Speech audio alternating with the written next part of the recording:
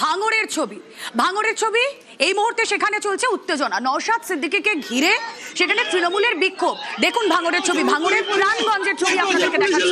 দক্ষিণ চব্বিশ পরগনার ভাঙড় উত্তপ্ত। ভাঙড়ের এই ছবিগুলো আমরা দেখেছি, কিন্তু আমরা দেখেছি এবারের নির্বাচনে মনোনয়নের সময় কিংবা তার পরবর্তী সময় ভাঙড় উত্তপ্ত হয়নি। যে ছবি আমরা 2021, 2024-এ দেখেছি, ভাঙড় মানে এই ধরনের উত্তেজনার পরিস্থিতি, এই ছবি দেখা যায়নি এবার। কিন্তু আজ এই দ্বিতীয় দফার ভোটের দিন কি হলো ভাঙড়ে, কেন এই উত্তেজনা, কথা বলবো। প্রতিনিধি কল্যাণ রয়েছেন সঙ্গে। কল্যাণ,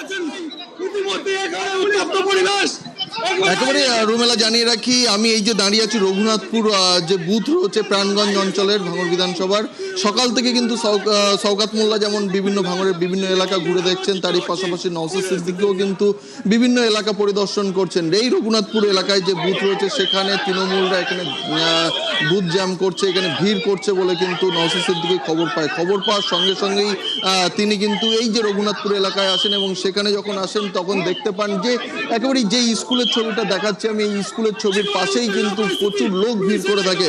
নওশাদ সিদ্দিকী তাদেরকে গিয়ে জিজ্ঞাসাবাদ করে যে কেন এখানে তোমরা ভিড় করে রয়েছো, সেই নিয়ে প্রথমে তাদের সঙ্গে বচসা এবং পরে কিন্তু ধস্তাধস্তি শুরু হয়।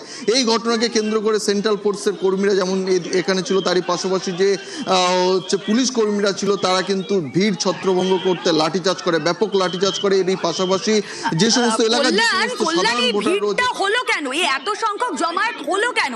জমায়েত হওয়ার তো কথা নয়, বুথের 100 মিটারের মধ্যে কিংবা তার বাইরেও আমরা দেখতে পাচ্ছি কোথাও 4 জনের বেশি অ্যালাউড নয়। তাহলে একেবারে রুমেলা, আমি শুধুমাত্র বুথের 100 মিটারের কথা যে কথা আছে, এই যে বুথ চলছে এই বুথের এই পাশেই কিন্তু প্রচুর সংখ্যায় মানুষ ভিড় করেছিল। কি কারণে এরা ভিড় করেছিল, আগে থেকে কেন পুলিশ এদেরকে সরায়নি, সেই নিয়ে কিন্তু প্রশ্ন উঠছে। নওশাদ সিদ্দিকী এসেও কিন্তু সেই প্রশ্নই তুলেছেন। তবে যে সমস্ত এলাকার যে সমস্ত মানুষজন ছিল যারা তৃণমূল কর্মী ছিল তারা কিন্তু পাল্টা নওশাদ সিদ্দিকীকে ঘিরে বিক্ষোভ দেখায় যে এখানে শান্তিপূর্ণভাবে ভোট হচ্ছে, কেন নওশাদ সিদ্দিকী এখানে আসবে, সেই নিয়ে পাল্টা তারা প্রশ্ন তোলে। তারই পাশাপাশি নওশাদ সিদ্দিকী যখন এই এলাকায় আসে এবং যে সমস্ত তৃণমূল কর্মীরা ছিল তারা জয় বাংলা স্লোগান দেয় বলে কিন্তু নওশাদ সিদ্দিকী দাবি করছে। এই গোটা ঘটনাকে কেন্দ্র করে ব্যাপক উত্তেজনার সৃষ্টি হয়, লাঠিচার্জ করে ছত্রভঙ্গ করে দেয় এলাকার যে সমস্ত তৃণমূল কর্মী সমর্থকেরা ছিল তাদেরকে। বেশ কয়েকজন এই ঘটনায় আহত হয়েছে বলেও খবর। তবে ইতিমধ্যে কিন্তু যারা আহত হয়েছে তারা এই মুহূর্তে ভাঙড় থানায় গিয়েছে।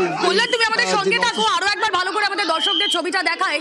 যে ছবি আপনারা দেখছেন, ভাঙড়ের নওশাদ সিদ্দিকী এখানে আসেন, তাকে লক্ষ্য করে তখন স্লোগান দিতে থাকে তৃণমূল, তারপর দুপক্ষের বচসা হাতাহাতি, যে কথা আমাদের সহকর্মী জানাচ্ছিলেন, বেশ কয়েকজন আহত হয়েছে। ভাঙড়ের ছবি আপনারা দেখছেন, প্রাণগঞ্জে ভোট ঘিরে ব্যাপক উত্তেজনা।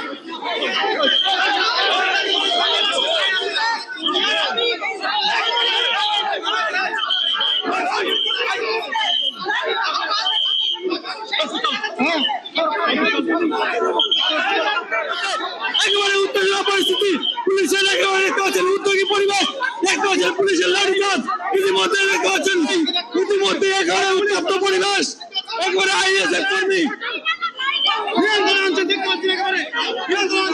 কর্মী এবং তৃণমূল কর্মীদের মধ্যে একেবারে উত্তেজিত পরিবেশ।